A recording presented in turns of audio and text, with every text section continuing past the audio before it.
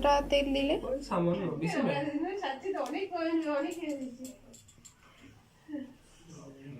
তো তেলটা এখন গরম হবে, তাই তো?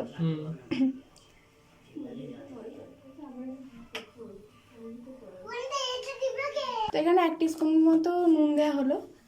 তাহলে আলুটা দিলে মানে না ফাটে, আচ্ছা, চপড় না করে।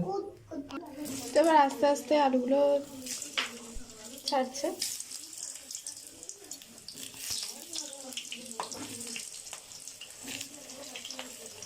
অনেকে কাঁচা আলু দিয়ে দেয়, কিন্তু কাঁচা আলুটা টেস্ট হবে। আচ্ছা, মানে ভাজা আলুতে একটা আলাদা টেস্ট হয়, তাই তো?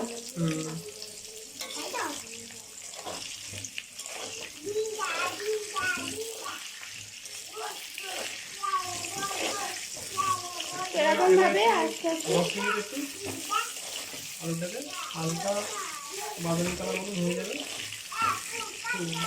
ভেজে নেবো ভালো করে। তো ফিরে আসছি আলু ভাজা হয়ে গেলে। আর আলুগুলো ভাজা হয়ে গেছে, তুলে নেবো। এরপরে ভাজলে পুড়ে যাবে।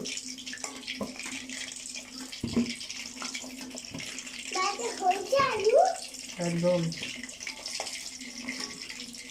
সুন্দর হয়ে গেছে।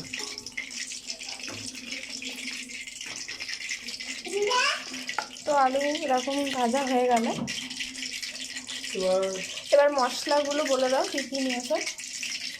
এটা নিয়েছি লাল লঙ্কার গুঁড়ো, এটা হলুদ, লাল লঙ্কার গুঁড়ো, এটা হচ্ছে ঝাল লঙ্কার গুঁড়ো, এটা হচ্ছে ধনে জিরে গুঁড়ো, এটা নুন, ওটা চিনি, ঠিক আছে।